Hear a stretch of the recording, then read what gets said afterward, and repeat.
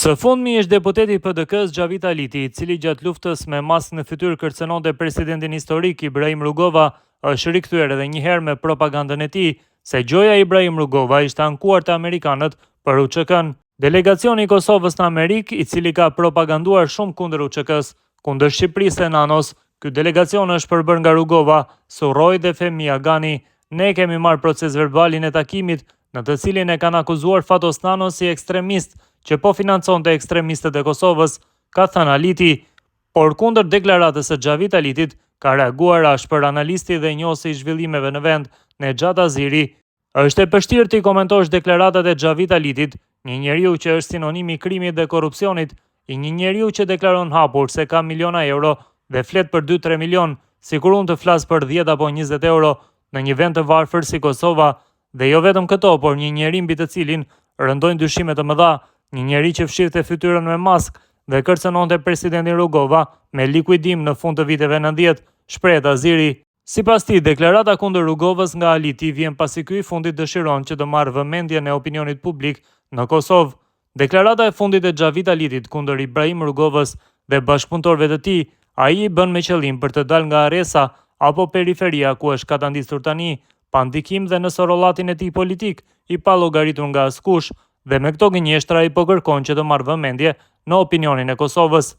Të tillët si Xhavit Aliti dhe Ram Buja, që u munduan të shfrytëzojnë dëshmitë e ish zyrtarëve amerikan si dëshmitar të mbrojtjes në procesin gjyqësor në Hag ndaj Hashim Thaçit dhe të tjerëve, për të nxjerrë në opinion gënjeshtra dhe saime në tentim për ta rishkruar historinë, dhe natyrisht në këtë tentim të dëshpëruar të tyre, ju pengon aura e presidentit historik të Kosovës, doktor Ibrahim Rugova, dhe LDK-ja si parti e parë antikomuniste dhe më e vjetra në skenën politike të Kosovës, bartëse e proceseve shtetformuese, deklaron Aziri. Këto ditë çfarë nuk dëgjuam e çfarë nuk u tentua të sajohet e të gënjehet për periudhën e luftës ndaj Serbisë,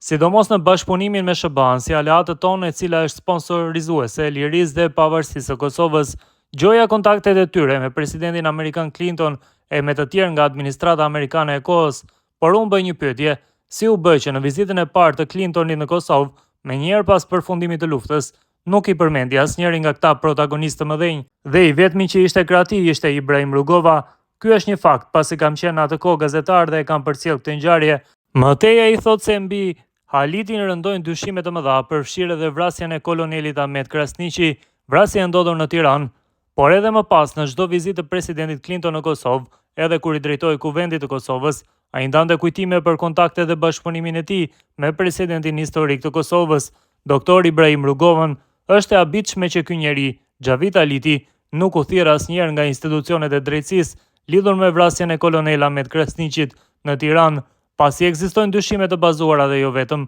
edhe mënyra se si u ekzekutua Krasniqi, edhe veprimet e policisë shqiptare të kohës, para se të kryej ky akt kriminal, që shfaqen një skenar mirë të menduar e të planifikuar nga strukturat shtetërore të sigurisë së Shqipërisë dhe SHPUÇK, që ishte vendosur në Tiranë, e që nga pjesa tjetër e këtij shtabi në Kosovë, ky i Tiranës quhej shtabi i Rognerit, nënvizon Aziri. Xhavit Aliti po ashtu, para se të merret me broçkulla për të marrë vëmendje dhe për t'ju treguar një grush njerëzve që akoma është diku gjallë, duhet të tregoj skemën e milionave të tij, se si i fitoi, pse fsheu pasurinë në deklarimin pranë AKK-s, me broçkulla gjoja duke nxjerrë dokumente të deklasifikuara nga administrata amerikane e shtetit, e që në fakt nuk thon asgjë, nuk mund ta zbej ai aurën e Ibrahim Rugovës, nuk mund ta baltos jetën dhe veprën e tij, as ai as Ram Buja, thekson Nexhat Aziri.